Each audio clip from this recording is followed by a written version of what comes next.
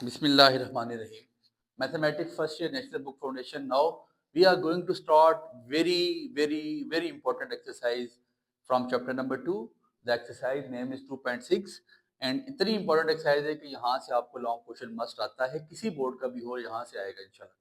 कहते हैं solve the following system of homogeneous linear equation for non-trivial solutions if exist. ठीक है, सबसे पहले देखें, आपको पता होना चाहिए होमोजीनियस और आपके पास नॉन होमोजीनियस कौन सी होती हैं.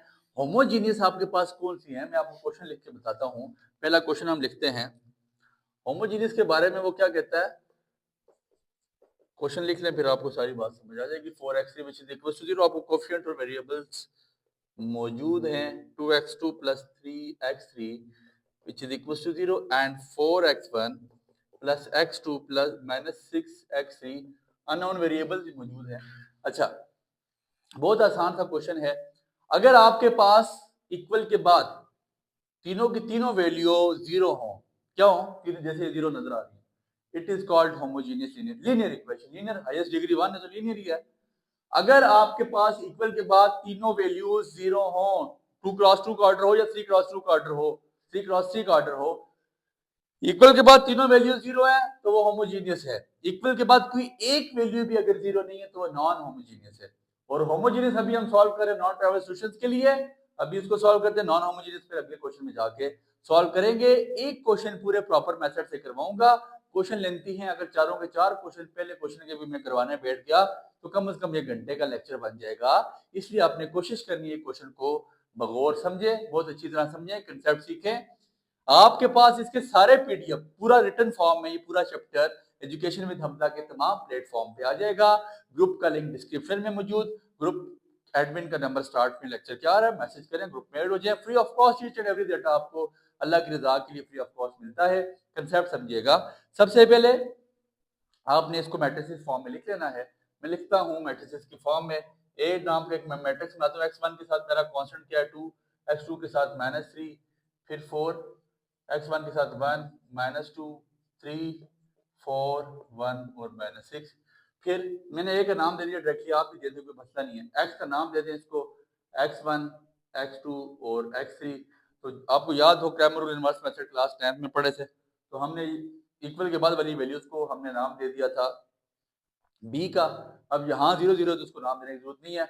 सबसे पहले हमने यहाँ पे क्या करना है, जो a आया है मेरे पास इसका मॉड लेंगे, डिटरमिनेंट लेंगे. अगर डिटरमिनेंट 0 आया तो फिर ही ये नॉन ट्राइवल सॉल्यूशन है. अगर नॉन ट्राइवल सॉल्यूशन होगा तो फिर आगे जाके इसमें x1 y1 x2 y2 x2 x1 x2 और x3 को फाइंड करेंगे. अगर 0 मॉड 0 के इक्वल ना आया तो इसको मजीद फिर सिंप्लीफाई नहीं करेंगे. अगर 0 आता है तो फिर तीनों अननोन वेरिएबल्स की वैल्यू हमने निकाल देनी. तो सबसे पहले डिटरमिनेंट लेते हैं. पिछली 2.4 में आपको डिटरमिनेंट लेने के 2.3 में ढेर सारे तरीके बता चुके, तकरीबन 3 तरीके तो आपको बता के आ चुका हूँ. मॉड ब्रैकेट डालेंगे 2 -3 4 1 -2 3 4 1 और -6. मैं सिंपल एक्सपेंडिंग मेथड से करूंगा. रो 1 से मैं एक्सपेंड करना स्टार्ट करता हूँ. Expanding bye R1. रो 1 से मैं एक्सपेंड करना स्टार्ट करता हूँ. 2 को बाहर रखूंगा. पहली रो खत्म, कॉलम खत्म. -2 3 1 और -6. फिर इसके बाद दूसरी वैल्यू आपके पास क्या है, -3. दूसरा माइनस होता तो माइनस माइनस +3 आ जाएगा. दूसरी रो खत्म, दूसरा कॉलम खत्म, पहली रो खत्म. 1 3 4 और -6. और फिर तीसरी वैल्यू ऑलरेडी प्लस होती है, +4 बाहर रखा, कॉलम खत्म, रो खत्म. 1 -2 4 और 1 आपके पास आ जाएगा. 2 into minus minus +4 6 2 12 -3 +3 into -6 -12 +4 into cross multiply होता है, आपको पता है 80 - 20 फार्मूला है. 4 2 8. 12 -3 आपके पास कितना आ जाएगा, 9 -18 +4 into 9. तो 12 9 2 18 -18 मल्टीप्लाई बाय 3 आपके पास कितना आ जाता है 54. और 4 9 आपके पास आ जाता है 36. 18 जमा 36 आपके पास कितना आ जाता है 54. 54 -54 विच इज इक्वल टू 0. तो mod of A, determinant of A आपके पास कितना आ चुका 0. और अगर डिटरमिनेंट किसी चीज का भी 0 आ जाए, मतलब यहाँ पे अगर आपको डिटरमिनेंट 0 आ जाए, दैट मींस कि ये आपके पास ये आपके पास होमोजीनियस इक्वेशन है, नॉन होमोजीनियस नहीं है. नॉन ट्राइवल सॉल्यूशन इसका आपके पास क्या आ चुका है 0. तो आपने लिखना है for non trivial solution if it exist, ये एग्जिस्ट करता है उसने आपको बता दिया.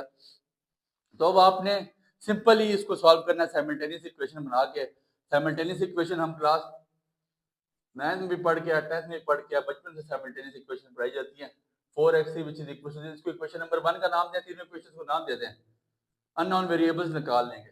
अगर जीरो के इक्वल ना आते तो फिर अननोन वेरिएबल हम ऐसे ना निकाल सकते, फिर आगे सॉल्यूशन सेट ही पॉसिबल ना होता, नॉन ट्रैवल ही ना होती। फिर 4x1 plus x2 minus 6x3 which is equal to this equation number 3। Equation number 1 को आपने कांस्टेंट रखना है, स्टिल रखना है, उसके साथ चेंजिंग नहीं करनी है। पहले 1 और 2 सॉल्व करें और फिर 1 और 3 सॉल्व करेंगे। मैं करता हूं। अब देखें वेरिएबल सेम नहीं है, जरा गौर करें आप। तो यहाँ पे x1 के साथ क्या है 2 और यहाँ पे x1 के साथ 1 है। यहाँ पे x2 के साथ क्या है -3 और यहाँ पे x2 के साथ क्या है -2। कोई भी वेरिएबल सेम नहीं है। तो मैं अगर यहाँ पे x1 का वेरिएबल यहाँ 2 है, यहाँ पे 2 ला सकता हूँ। तो मैं लिखूँ अगर मल्टीप्लाई इक्वेशन 2 बाई 2, इक्वेशन 2 को 2 से मल्टीप्लाई करूँ एंड डेट लिस्ट करवा दो एंड सब्ट्रैक्ट बाय इक्वेशन 1 और इक्वेशन 1 से सब्ट्रैक्ट करवा दो। पहले इक्वेशन 1 लिख ली -3x2 plus 4x3 which is equal to 0 और फिर इक्वेशन 2 को 2 से मल्टीप्लाई करूंगा तो क्या बन जाएगा 2x1 -2 2 4x2 plus 2 3 6x3 which is 6x3 which is equal to 0। Subtracting में आपको पता है साइंस नहीं होता है, बच्चों वाली चीजें सर। आप 11वीं 12वीं में आके चीजें तो नहीं पढ़ा सकते डीप करके। x1 कैंसिल हो जाएगा, 4x2 में से 3x2 निकालेंगे तो खाली क्या बच जाएगा x2 minus 2x3 which is equal to 0। x2 इधर जाके ये -2x इधर जाके प्लस 2x3 आपके पास आ जाएगा। x2 की वैल्यू आपके पास क्या आ चुकी है, x2 की वैल्यू आपके पास आ चुकी है 2x3। अब आप इसको सिंप्लीफाई करके किसी इक्वेशन में पुट कर लें, आपके पास वहां से x1 की वैल्यू आ जाएगी। मैं इसको डायरेक्टली, ये मेरे पास किसकी वैल्यू आ चुकी है x2 की वैल्यू को मैं उठा के पुट कर देता हूँ इक्वेशन 1 में। अब मेरे पास जरा गौर करिए, मेरे पास इक्वेशन 1 है, ठीक है। पुट इन इक्वेशन 1, यहाँ से मेरे पास x1 की वैल्यू निकलेगी कैसे, 2x1 माइनस 3x2 की जगह 2x3 plus 4x3 which is equal to 0। 2x1 minus 3 हो जाए 6x3 plus 4x3 which is equal to 0। तो 2x1 minus 2x3 which is equal to 0। तो 2x1 which is equal to 2x3, 2 cancel हो जाएगा, x1 आपके पास किसके equal आ जाएगा x3 के। x1 आपके पास बराबर आ गया x3 के। और ये आपकी बुक ने जो पैरामीटर लिया हुआ है वो t लिया हुआ है, तो आप उसने x3 को t के इक्वल ऐड किया। तो आप भी ऐसे ही कर ले, सपोज कर लेते हैं, फर्ज कर लेते हैं, सपोज x3 आपके पास किसके बराबर है, कोई एक वेरिएबल का नाम देते हैं। सिंपल आप बुक वाला आंसर निकालना चाहते हैं तो x3 को आप t के फॉर्म में रख लें। तो आपके पास तीनों इक्वेशंस आ चुकी हैं, तीनों x1 की वैल्यू ये आपके पास, हमें पता है x किसके इक्वल है, x1 x2 x3।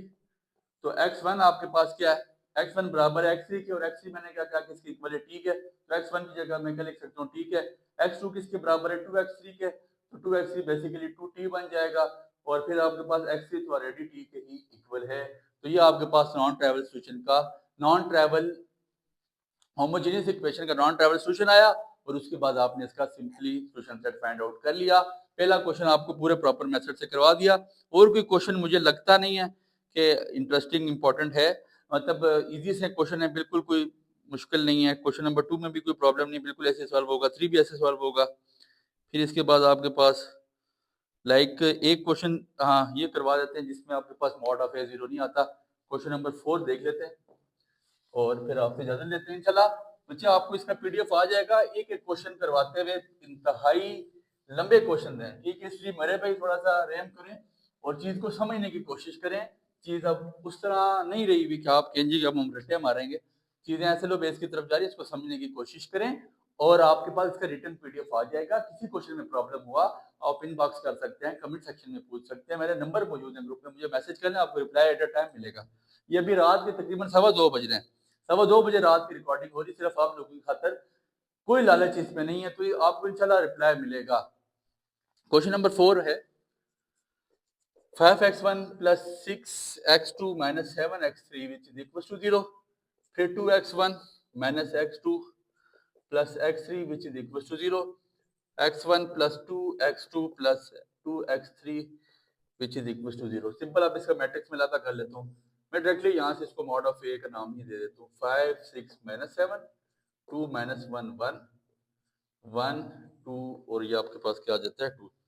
इसका सिंपल मॉड लेते हैं, आपको मॉड लेके बताते हैं, आपको निकालने आता है डिटरमिनेंट मैं पहली रो खत्म, कॉलम खत्म, एक्सपेंडिंग बाय रो 1 से कर रहा हूँ, ठीक है। -1 1 2 2, फिर -6 बाय रखा, कॉलम खत्म, रो खत्म, 2 1 1 2, फिर -7 बाय प्लस होगा तो प्लस माइनस माइनस हो जाएगा, -7 2 -1 1 और 2, 5 into -2 -2, -6 into 2 2 are 4 -1, -7 into 2 2 are 4 minus +1। Sir एक क्रॉस मल्टीप्लाई होता है AD - BC, ये आपको पता है। 5 into -4 -6 into 3 -4 into -7 into 4 5, 4 + 1 5 हो जाएगा, -20 -18, और ये आपके पास क्या आ जाता है -30, 4 + 1 5, तो ये आपके पास -4 5 7 5 35 होता है ना, 7 5 आपके पास आ जाएगा 35। कहीं पे गलती तो नहीं हो रही, जरा दोबारा चेक कर लीजिएगा। 2 - x2 + x3 x1 + 2x2 + 2x3, ठीक है। -7 बाहर रखा, 2 - 1 1 और 2 प्लस ये माइनस होता है तो ये रो खत्म, कॉलम खत्म, 2 1 1 और 2 2 4 -1 +1, ठीक है। 35 6 इधर 18 5 होगा, आपके पास -4 -20 आ जाता है, ठीक है। ये आपके पास ठीक है। 7 5 35 -38 -35, तो ये आपके पास -73 आता है। और -73 डज नॉट इक्वल टू 0। अगर 0 की इक्वल नहीं है तो फिर ये नॉन ट्रैवल सोल्यूशन नहीं है, और अगर नॉन ट्रैवल सोल्यूशन नहीं है तो इसका फिर सोल्यूशन सेट ही पॉसिबल नहीं है। उम्मीद है बात आपके पल्ले पड़ चुकी है। इजी से क्वेश्चन है, करने की कोशिश करें। जो ना समझ आए मैसेज करके पूछें, PDF आपके पास तमाम रूल्स में वैसे भी आ जाएगी, दुआ में याद रखें।